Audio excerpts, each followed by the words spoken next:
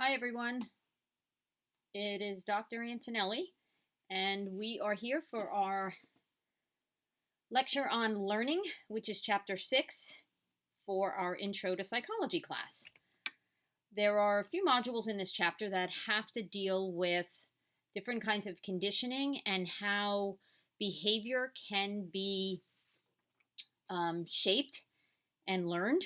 And that is what we've kind of been focusing on for the entire semester, is explaining behavior. Okay, so there are a few objectives for this first module having to do with behaviorism, classical conditioning, things about classical conditioning, and Pavlov's classical experiment of the dog and salivation, but we will discuss some other pieces to that as well. Okay, so giving you a quick overview of behaviorism and what behaviorists view as learning is that we have to keep in mind that psychologists should really be looking at what we call outward behaviors, things that we can see people or animals doing, and not really looking at what we call their internal states, meaning what are they thinking, what are they expecting, what are their intentions when doing something. We don't want to look at that.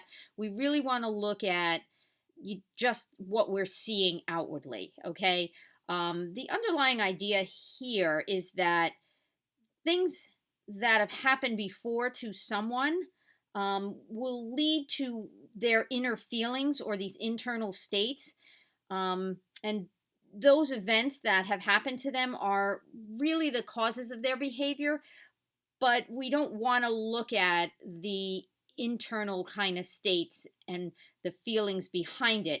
We just want to look at the actual outward behaviors that we are seeing. Okay, so the goal of a behaviorist is to kind of explain behavior in more objective terms and not rely on terms like this is the idea, what someone was thinking behind it, or this is the understanding of why someone did something because of how they were feeling. We want to kind of get away from that and look at more objectively about what we see and hear, such as a good example is if we're observing a person and they're sweating and trembling, for example. These are outward signs that we can actually see. Instead of describing someone as, okay, well, the person was nervous and worried. Well, nervous and worried are more about feelings, and it's not only what the person could be experiencing, but we as the observer could be putting our own spin on it instead of just objectively kind of reporting on what we're seeing, like someone sweating or trembling, let's just say. Okay, so just keep that in mind as the behaviorist view in relation to learning. Okay, we have a person, an individual called Jacques Loeb, and he basically studied animal behavior, and he kind of argued that behavior of animals was really things that were happening as a response to something else or something we call simple stimuli, such as a light that might have been shining on them, or if they were kind of moving in some way in the direction of gravity. So, for example, it's really not because the animal, let's say, wanted to approach the light because it was a light. It was mainly because the light kind of caused their muscles to tense up, on one side of their body, and their body ended up turning toward that way to move toward that way, meaning the light. Okay, so it's more of the light happened, their body tenses and moves, turns toward it, and then they start moving toward it. It's almost like a reaction or a reflex to that light. Okay, so just important to keep that in mind. Then we have Pavlov. Ivan Pavlov was a Russian physiologist in the early 1900s, and he came up with this idea of classical conditioning, obviously also known as Pavlovian conditioning from his name. And this is where he talks about an individual or an organism, both animals and humans, can kind of learn to associate things. and have reactions to certain things. Okay. So what it's really referring to is that a lot of times something happens and it's known as a neutral stimulus, and there's this reflexive response that happens afterward. Okay. And as a result of that, then we add pieces to it. Okay. So what we call the unconditioned stimulus is this thing that happens that then kind of elicits what we call the unconditioned response. It's the kind of action that happens after being stimulated by this unconditioned stimulus. It's kind of those two. The unconditioned pieces are more of like these automatic like reflexes, okay? That are, there's no learning involved with them, they just happen. Then we have what we call a conditioned stimulus, which is something that's put into place to then result in a different kind of response that becomes a learned behavior. Okay. And I think the easiest way to discuss this a little bit more is to look at the example of Pavlov and the salivating dog. Okay. So if you look first at the top part, it says at first there's a metronome sound. If anyone knows what a metronome is, it's this instrument that's used when learning to play music, that it kind of tick tocks back and forth, makes actually a tick tocking sound, and it keeps the beat of the music as someone's trying to learn a piece of music on any instrument. Okay. And what they're saying is that initially they have this metronome sound tick tocking back and forth as the neutral stimulus, and the dog is near the metronome that's making this sound, and there's no response from the dog, there's no reaction, nothing's happening. Okay. And if you notice the larger picture of the dog here in the circle, has this little tube attached to it, and Pavlov did that to kind of measure how the dog was salivating. Okay, so that as he did his experiment, he could have a true objective measure and see if the dog was salivating to some stimuli. Okay, so at first we have this neutral stimulus of the metronome, no response. Okay, then if you look at the next section down here, there's a few things going on. Okay, before we look at the metronome again, at some point the dog was shown some food, and in this case it was like a T-bone steak here, and this was considered an unconditioned stimulus. We just gave the dog food, and the automatic response or unconditioned response was that the dog started salivating. So the dog saw food, unconditioned stimulus, the dog started salivating, unconditioned response. Then we wanted to try to condition the dog a little bit to work with this metronome, which initially was a neutral stimulus. Okay, so what they did was he tried to use the metronome sound and make that the conditioned stimulus. We were adding this into the equation, and at first, the metronome sound, again, the conditioned stimulus, the dog hears it. Okay, nothing happens yet, but then the T-bone steak is shown to the dog, and then the dog still has that unconditioned response it had before from the salivation. So now what we want to try to do is we want to try to remove the unconditioned stimulus and just have the dog salivate to the sound of the metronome.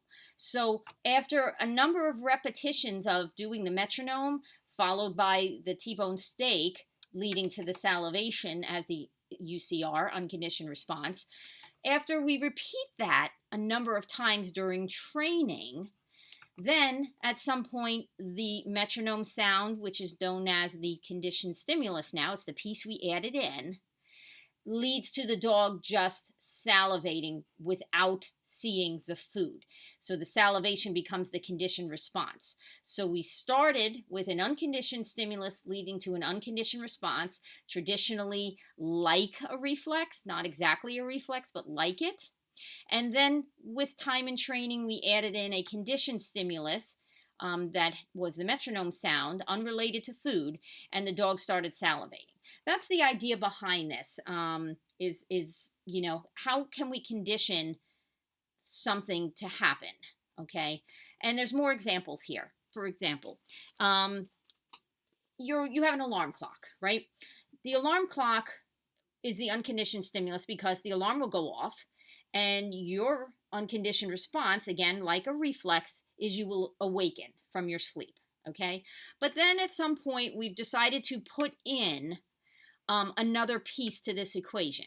So what we end up putting in is that before your alarm clock actually goes off, it makes this kind of faint clicking sound a couple of seconds before it goes off. And so that becomes the conditioned stimulus, all right? And then over time, about a week or so, you have been hearing the click first as the conditioned stimulus, then you've been hearing the alarm, and then you've been awakening. However, after about a week or so, you start awakening after hearing just the click, not even the alarm going off. So the click has become the conditioned stimulus, basically conditioning you to respond by awakening. Okay. A second example on this slide has to do with the sound of a dentist drill. Okay. Normally you hear, the dentist drill. The drilling actually happens, which is the unconditioned stimulus. And as the response, unconditioned would be the tension you feel when the dentist is drilling your teeth. That is usually an unpleasant experience. Then what we do is we've added in just the sound of the drill. The drill is not touching your teeth yet, but just the sound of the drill becomes the conditioned stimulus. And then over time, okay, just the sound of the drill is going to arouse your anxiety and create tension. Okay, even before any drilling occurs. Okay, so these are both examples of classical conditioning and how we can train individuals or animals, to what their responses might be. Okay. A few additional terms related to classical conditioning that could happen. The first one is known as extinction. Extinction, the word extinction means to kind of do away with. And so the word extinction for classical conditioning means it's going to suppress a response for a time period, even though it may not be suppressing it forever. It doesn't completely eliminate it, which usually the word extinction means complete elimination, but that's not what happens, okay? It's more like a process that kind of takes the conditioned response, weakens it a bit by presenting a conditioned stimulus, but then it doesn't keep presenting the unconditioned stimulus that we had talked about. So what happens is that we kind of do away with a response, that conditioned response that we were trying to have happen, but it may not be forever. It may only be for a short period of time, okay? And then after that short period of time, there may actually be a temporary return of something that we've extinguished as a response. There may be a slight delay, and then all of a sudden it comes back. Think of when you forget something, and then all of a sudden, like, it dawns on you, right? A spontaneous kind of dawning of material or something you forgot. That's what we mean by spontaneous recovery. Something that you had a response for, went away for a little while. When you would hear, let's say, a clicking or a certain sound, you would have a certain response, which then went away for a while. And then all of a sudden you hear that out of the blue, that sound again, and you have that response again. It just spontaneously happens, okay? Then we have what's called stimulus generalization, okay?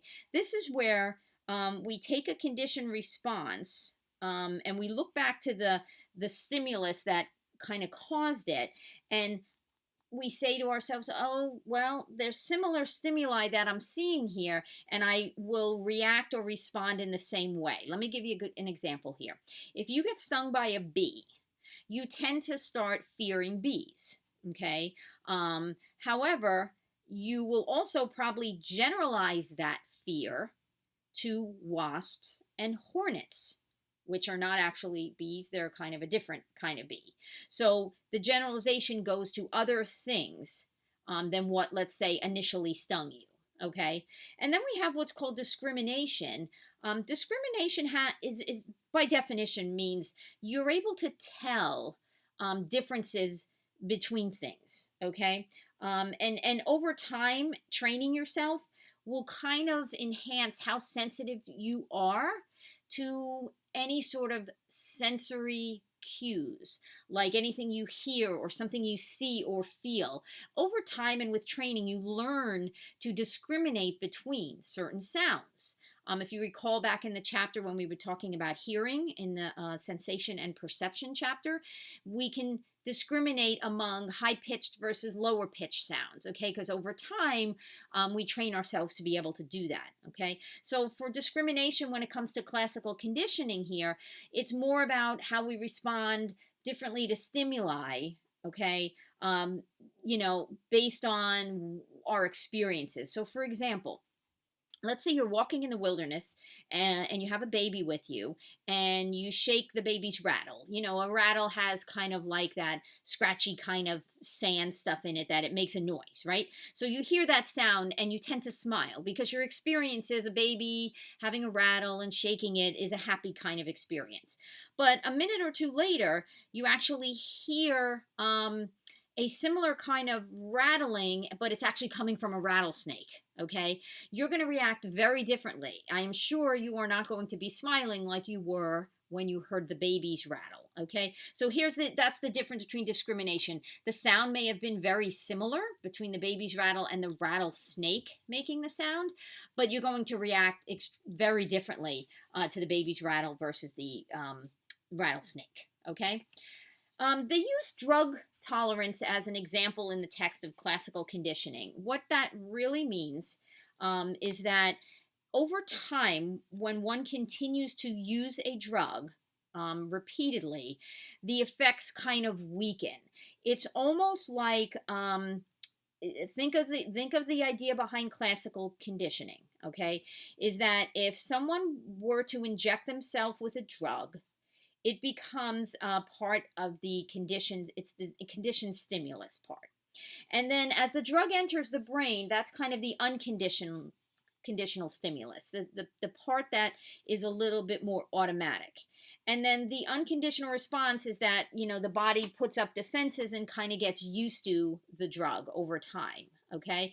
So what ends up happening is that the weakened effects happen when the drug's injected and it's a conditioned stimulus and it becomes a conditioned response with the body defending whatever it's doing, and it just becomes used to it. Okay, while this is only an explanation of drug tolerance from classical conditioning, there are other things going on when it comes to drug tolerance that have to do with actual chemical changes in the cells of the body as well. Okay, so again, classical conditioning only is a piece of explanation for drug tolerance and why people who have taken a drug repeatedly almost become, it doesn't affect them much in smaller doses. They have to keep increasing their dose, right? While classical conditioning can help explain that a bit, it will not be the full explanation because there are true chemical changes that have actually gone on, okay, as well in the body. Okay, some other explanations to think about with classical conditioning is that is timing. Okay, in that when two stimuli are kind of close to each other in time, the brain kind of processes the two stimuli together as if they're almost like one thing, even though there's two stimuli. Okay, but what's important to remember here is that as research was done on this on classical conditioning, later on it showed that animals actually don't treat the conditioned stimulus a lot of the time as if it was the unconditioned one. They have a different reaction. And normally in classical conditioning, over time, the unconditioned stimulus and the conditioned stimulus will have the same response. But animals did not treat it that way, or they found out later on. And then the issue of time, when one was presented very close in time to the other, that wasn't enough to kind of make this connection in the brain as well. And then when we talk about learning, it was the true learning occurs if the first stimulus was actually a predictor of the second one. Okay. And if not, there was what we called the blocking effect, which is where, um, the association that a person or animal has to one stimulus, okay, that established association kind of was blocking the formation of adding in another stimulus. Okay, there was something that was interfering with it, and so then that could not actually um, the response could not actually happen because something was interfering with the two stimuli together. Okay, so they found out a bunch of other things about it. All right. Traditionally, classical conditioning is not really one of the biggest focuses of learning. The second conditioning method in this chapter, known as operant conditioning, is what's used more often when trying to describe learning. Okay, so let's take a look at the second module on operant conditioning. It's called. Okay. We have a researcher named Thorndike who did a lot of research with cats. And in this particular chart, it's really showing that a cat, and this was through cat research, starts with many potential behaviors in a given situation. Um, when one of those behaviors leads to some sort of reinforcement of something, then that behavior will increase. Um, we don't really need to we have to assume that the cat doesn't understand what it is doing or why. It's just that it's doing something to get this reinforcement, okay, and increase its behavior of whatever it's being reinforced for, okay? So it's almost like, think of the statement, if I do this, then this will happen. Or if I do this, then I will get this. That's kind of what's actually going on when Thorndike did his his conditioning with cats. Okay. Now let's talk about a couple definitions of operant conditioning. Okay. Um, the key to this is that the behavior of the subject, okay, the subject being the human or the animal, is critical and needed to produce the outcome. Whereas in classical conditioning, it wasn't necessarily, the how the subject behaved wasn't critical to produce the outcome. It almost just happened. Okay. They didn't need to act in a certain way. Whereas with operant conditioning, the way that we're changing the behavior of the individual involved in the conditioning is that we're giving them something after they respond in a certain way.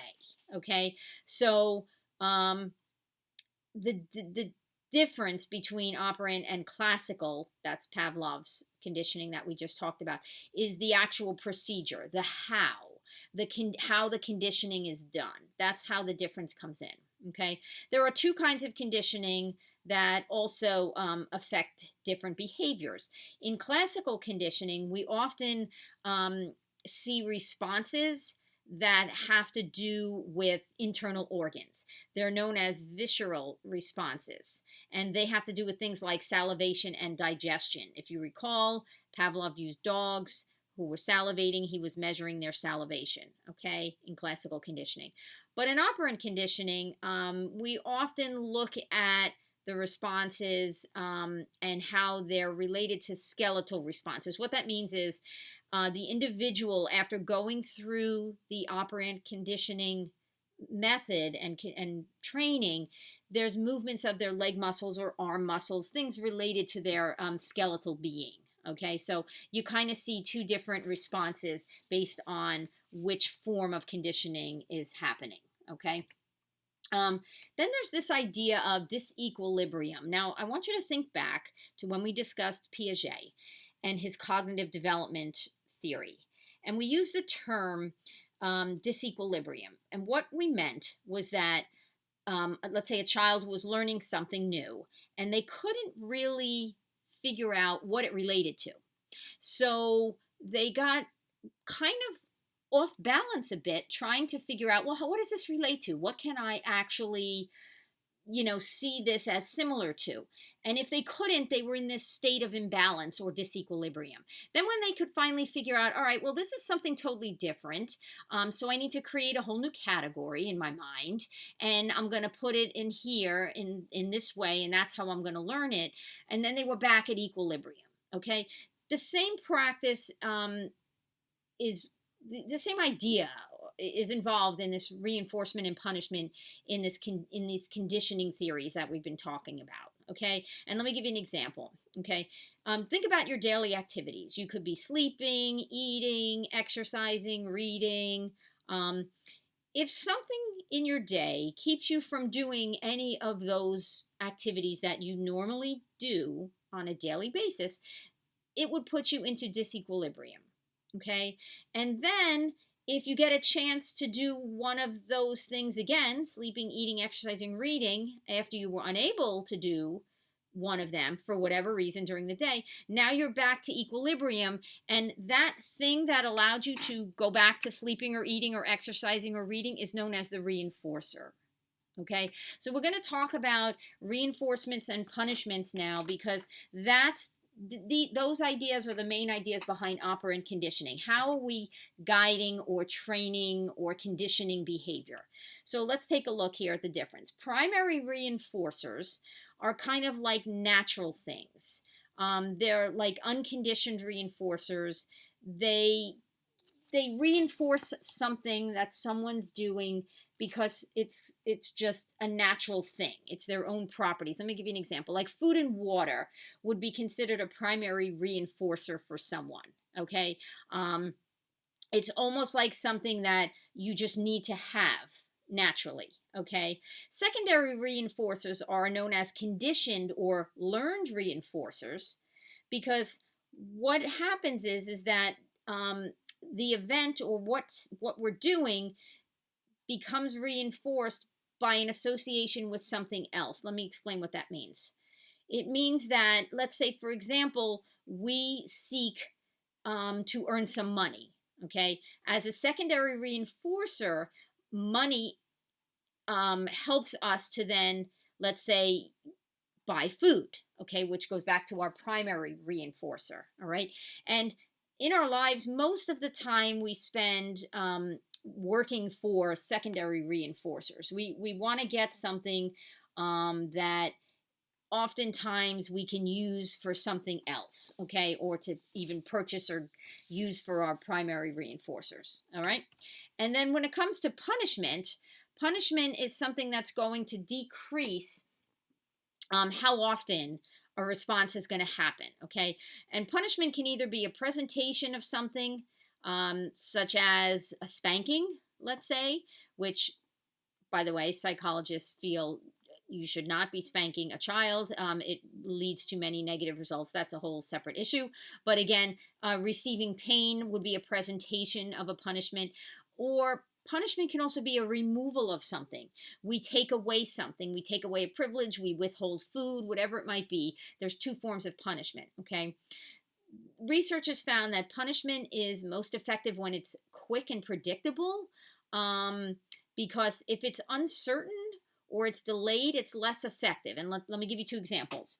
When you touch a hot stove, you feel that burn immediately. So, of course, you pull your hand away, but the punishment idea is that it's very effective because you know, and you've learned very quickly not to touch that hot stove again. All right.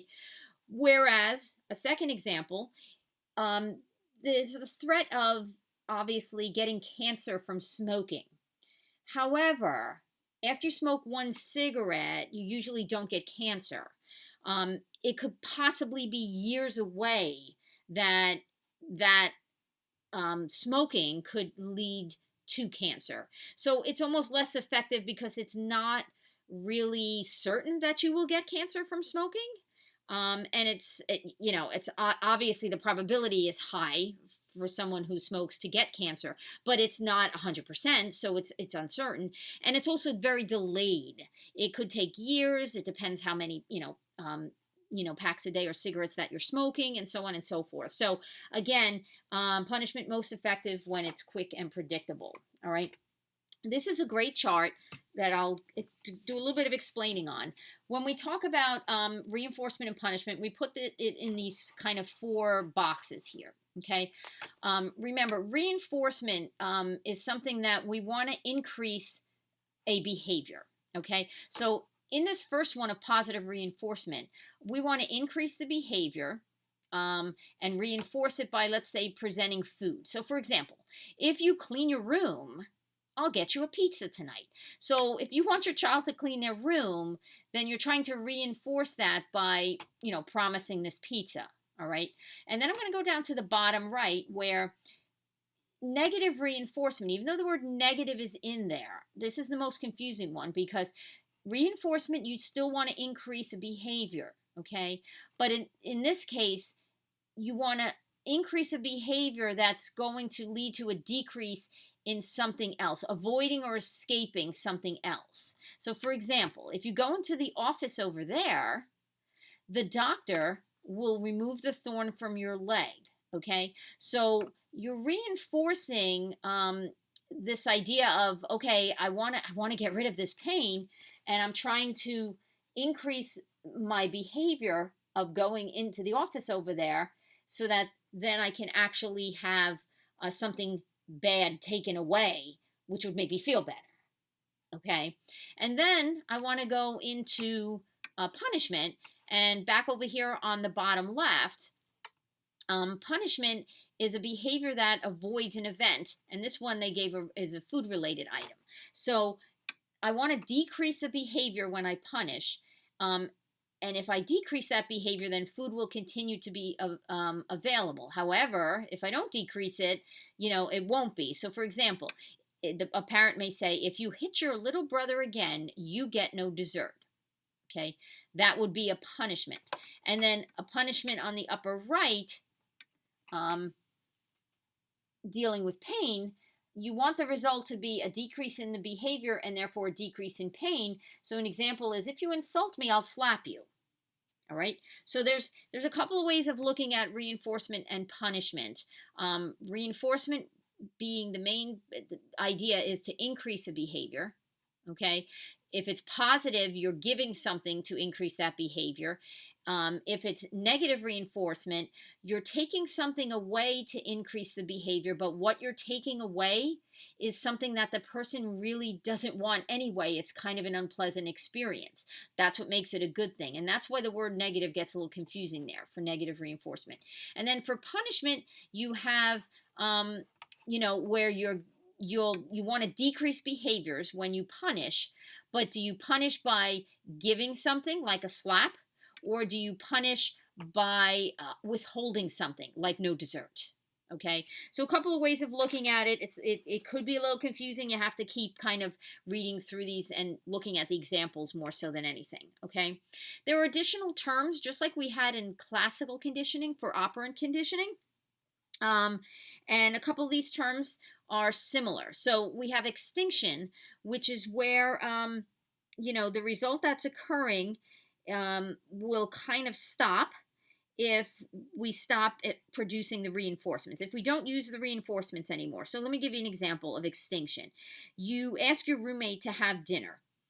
You ask them numerous times, and the last few times they say no, they can't have dinner. So what happens? You stop asking, right? Because the person keeps saying no. All right. So that behavior then becomes, extinct or goes away. You just stop asking. All right. Then you have what's called the stimulus generalization. This is where, again, you tend to generalize a new stimulus, and it's similar to something that you originally knew, and you generalize it to something else. So, for example, if you're driving a rental car, you tend to reach for the turn signal, to press it where you're turning right or left, where it normally is in your car. Okay, so you make an association with something that you already have in another situation, all right, and you generalize it to the current situation. All right. Then you have something called discrimination, which we've talked about in classical conditioning, is where a response to you have a response to one stimulus, but not another. You're able to discriminate. For example, if you smile and greet someone who you think you know, but it is really someone else, then after a few times of doing that, you learn to actually recognize the differences between the two people, okay, because you're able to discriminate. And then what's called a discriminative stimulus, the item that indicates whether a response is appropriate or not in certain situations. A good example of this is you're quiet during a lecture, let's say, by your college professor, but then you will talk when the professor is encouraging discussion, let's say in class, by asking questions. The stimulus is, you have to discriminate between what's going on there, okay? Lecture, no talking, discussion time, talking, okay? There's a couple of other very interesting terms here called shaping and chaining. And just to bring your attention to section 6.2 in the chapter, which is on page 200. And shaping is a technique where you take some small steps to work your way toward a certain response, okay? And shaping and chaining behavior, the examples that were used in the text have to do with B.F. Skinner, who's a theorist that worked with rats and mice to actually explain the shaping technique and the chaining procedure. Okay, the shaping technique is where you would, reinforce little steps along the way, of course, only the correct step, in order to kind of change the behavior. And Skinner used rats in what he called an operant conditioning chamber, and he was trying to get them to press a bar, okay, at one end of the chamber. So he would shape their behavior by doing little steps. Okay. So as this rat would stand up against the wall, okay, he would reinforce that a few times with a food pellet. And then as it stood up more frequently, and it faced the lever that he wanted the rat to actually press, he would give it more food. And then as it started kind of getting closer to the lever and being in that direction, he would give more food. And then he would gradually keep moving it step by step until the rat actually pressed the lever. And he would shape his behavior through this series of kind of small steps to get it. Okay. Chaining is a procedure where it almost reversed it. So it would start at the final behavior, and mice were used here, where they had a top platform, okay, and the platform in the textbook shows this. It was like a three-tier platform with this kind of ladder to walk up with strings, and food was on the top platform. They would start the animal at the top platform, and the animal would get food up there. And then what they did was there was an intermediate platform in the middle with a ladder leading to the top platform. The animal learned to climb the ladder, okay, to get up to the top platform, and it would get the food again. But then it was then placed, it learned to pull the string to get the ladder to get to the top platform. Then it was placed on the bottom platform, and now it had to learn to climb the ladder to the intermediate platform, pull the string, and move the ladder up to the top platform and climb that up to get to the top. So it would start at the top, and then they would gradually work down each step until it basically learned to go from the bottom platform up to the top to get that food that was at the top. Okay. So that was a really interesting kind of experiment to do. All right. The rest of this talks about how often and when do we actually reinforce in operant conditioning. Okay, and that's what they call these schedules of reinforcement. They're kind of types.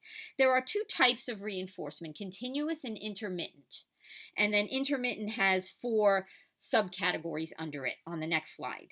So continuous reinforcement is where every single time someone or something gives a correct response to something, okay, then they would get reinforced in some way, whatever that reinforcement might be. It could be a physical object, it could be praise, it could be whatever, okay? That's usually not so common in the real world. I mean, think about in the classroom. If every time, a student, let's say, answered a question and a teacher said, good job, good job, good job, that's all the teacher would be saying all day. Okay, that's really not that common. All right. Then we have what we call intermittent. And the word intermittent means partial, meaning we're not going to do it continuously or after every correct response. There's going to be sometimes we do it and sometimes we don't. All right. And there are four kinds of what we call intermittent reinforcement. And here they are. This chart gives the continuous one, but underneath these four, fixed ratio, variable ratio, fixed interval, and variable interval, have to do with intermittent reinforcement. Let's take a look at each one. Okay.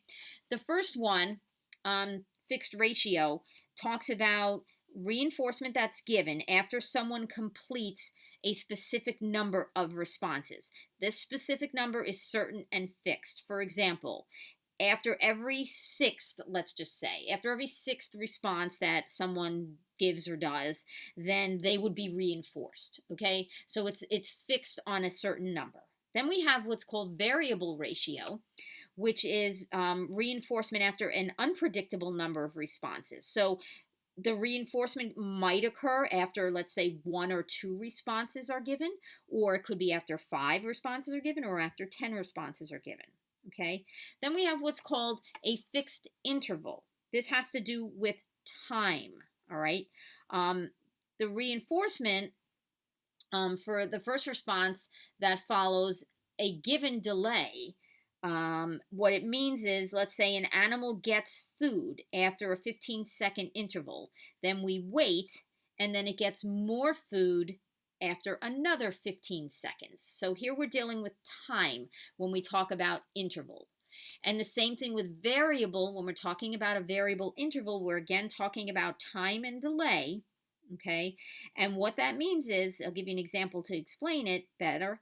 And that is that reinforcement for, let's say, the first response will happen after 2 minutes, and then after the next 7 seconds, and then after 30 minutes or 3 minutes and 20 seconds. So again, it's varying times or varying intervals, and we don't know, exactly after how many minutes or how many seconds or how many minutes and seconds. It varies. That's the key word, variable. All right. Well, how can all of this talk of classical conditioning and mainly operant conditioning, which is used more often, be used, in the world? All right. Well, we've often have applied operant conditioning to persuasion. And for example, how do you persuade someone to do something objectionable? You would start with like an easy behavior, having them do something, and then reinforce them for that easy behavior, and then gradually use shaping to get them to do more complex behaviors. That's all part of persuasion. Another way that we apply operant conditioning is to something we call ABA for short. It's known as applied behavioral analysis or behavior modification, which is really used a lot in schools with children. So, for example, if you have children with ADD, they can earn points for, let's say, completing assignments. They can earn even more points if the assignments are correct or accurate in their answers. But they will lose points if they violate certain rules, like if they get out of their seat, if they don't raise their hand, okay, when they're answering a question. And then at the end of the week, if they have enough points, if they've earned enough points, they can apply it toward a party or a field trip, let's just say. It's a great example. So again, this is part of applied behavioral analysis, and it's based in the idea of operant conditioning. Okay, so just a couple things to think about. And then the last module in this chapter talks about taste aversions, and it kind of connects to things that Pavlov and Skinner talked about, and it also talks about social learning. So let's talk about this idea of preparedness.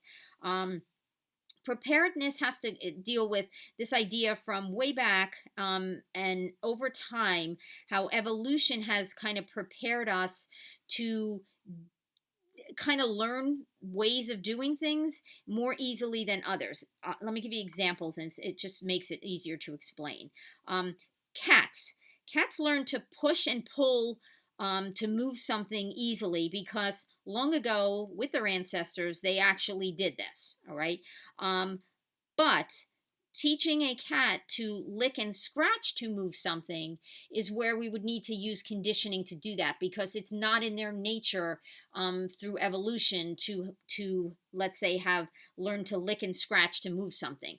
They pushed and pulled to move something easily, but they didn't do it through scratching or licking. All right, so we'd have to condition them to learn to do it that way. Okay, another example, specific to humans, is that humans learn easily to turn something clockwise, which is moving it to the right, and counterclockwise, moving something to the left, just like the steering wheel in our car. It was in our nature to do this. And that's why when we learn to drive, for example, we have this idea of turning right clockwise and left counterclockwise as part of our nature that's evolved in our development. And it made it easier for us to, let's say, learn to drive when we're turning right and we know to turn the wheel clockwise, or turning left and we learn to turn the wheel counterclockwise. All right. Um, these conditioned taste aversions has to do with the timing of the reinforcements. Okay. Do you remember a couple of slides ago we talked about the fixed interval and the variable interval and the fixed ratio and all the timing of how we apply reinforcements. So this one specific is, specific to tastes and avoiding foods. And there's a whole discussion on when people become ill after eating food, they tend to associate the food they've eaten with their illness. Okay, and that's what we call a conditioned taste aversion, because we kind of say, oh, I ate that food and now I'm sick. All right, that food made me sick. And oftentimes, you know, learning that kind of association happens, even if there's a long delay between the food and the illness. It's not something that happens immediate, like in the conditioning that we talked about earlier.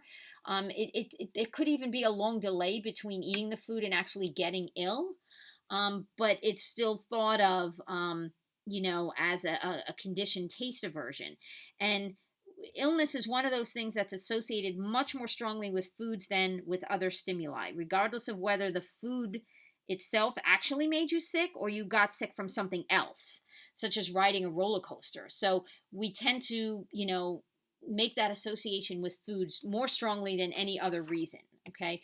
Then there's a whole section on what we call birdsong learning. And this has to do with infant birds during a very sensitive period when learning is very easily developed, and it develops quickly. They learn early on in life about this song that they must hear first in order to then be able to sing the song the following spring after they've been, after they're into their infant year. Okay, and it's during this sensitive period that they actually must hear the song in order to learn it. And that's similar to humans, where children actually learn language most easily when they're very young versus when they're older. Okay, and so during early learning, the bird really doesn't make any response, and receives no reinforcement. So it just kind of learns it, but it's not the same as the classical and operant conditioning that we've been talking about,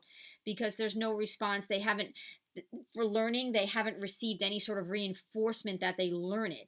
It's only the following spring, when they start singing, that they learn this, how to sing correctly, through this trial and error, where they'll start, then they'll be modifying their singing, and then they try different things, and it's all kind of based on the way of life and how things are going, okay, at that time. So it's just a little interesting tidbit. Don't get too crazy on the birdsong learning. Okay, then there's a whole section to end off the chapter on social learning.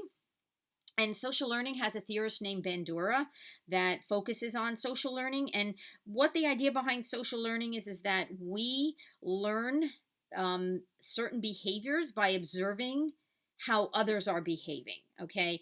And this particular idea of social learning is a type of what we have been studying on, talking about operant conditioning. All right. So we imitate behaviors that we see reinforced, and then we avoid behaviors that we see being punished. Okay. So Think about when you visit another country. Did you imitate something that you saw because you didn't know any better and you just imitated it because you saw people being reinforced for it, or you saw that that was acceptable? That's the idea behind this, all right?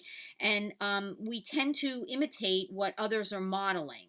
We observe what other people are doing, their actions, and then the consequences of their actions. And then, of course, we do the things that we saw them doing if we want to. All right. Um, are they doing things for a reason? There's reasons for why we would imitate someone. We look at their behavior and we say, hey, is there a reason they're doing that? Is that going to give me more information by doing that? And is it something we should know about? So, for example, if you see a bunch of people jumping off a cliff and someone, you're having a conversation, and you say, well, if I see one person jump off a cliff, I'm going to jump off a cliff, and someone else says, well, why would you do that? And you start questioning this. Is it because everyone's jumping off a cliff because there's something they're trying to get away from? It's possible. So that's one example there of people's behavior often providing more information. Another reason for imitation, people's behavior establishing a norm or rule. This is where, okay, well, on Fridays, everybody dresses down at work. They dress casually versus Monday to Thursday where they have to dress more formally. Okay, so their behavior is establishing this norm or rule. Okay, and then imitation, other reasons for it, it can occur automatically, not from us watching someone and then imitating it, but it can just occur automatically in some cases. And the perfect example here is yawning. Think about when you see someone yawning, what do you want to do? You want to, and you tend to yawn as well. Remember, we always joke about, okay, I'm stop yawning because now I'm yawning.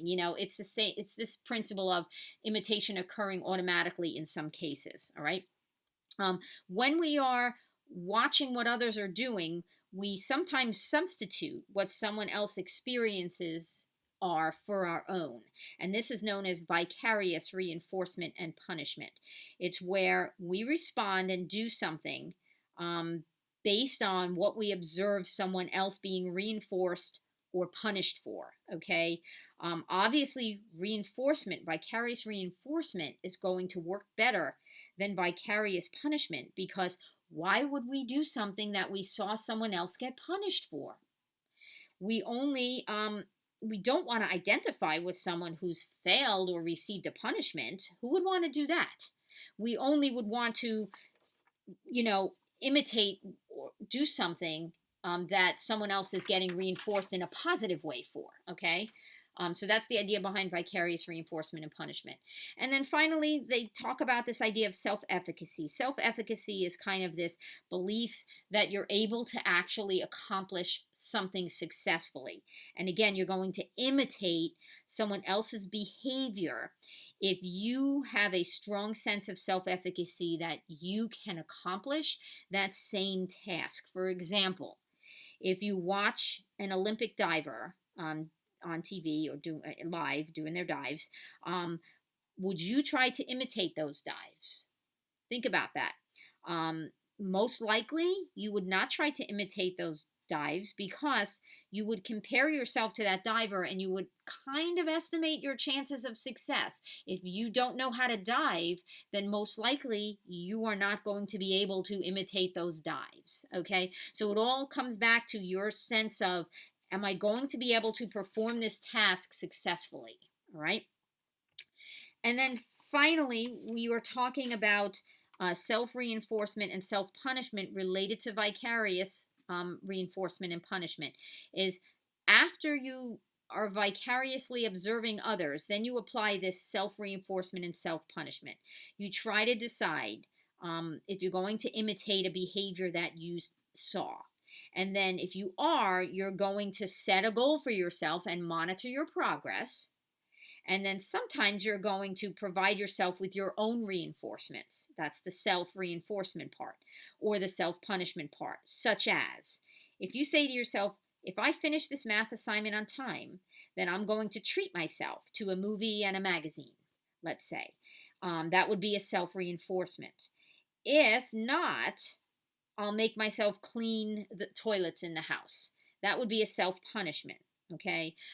What's interesting, though, is that usually self punishments are not imposed Meaning you say them, but then you don't follow through on punishing yourself, usually, if you don't reach whatever goal or whatever you've set for yourself to complete as a behavior. Okay, so a really interesting chapter. I'm going to encourage you to go back and please look through some of the experiments with the rats that were done on shaping and chaining behavior, as well as the chart on operant conditioning that has the 4 sections of reinforcement and punishment. And then also some of the other sections that talk about the unconditioned stimulus and response and the conditioned stimulus and response as the piece that's added in order to change those behaviors of whatever we're trying to condition. Okay, so just think about all that, and we will discuss a little bit more and maybe do an activity in class. Okay, all right, I'll see everyone in class.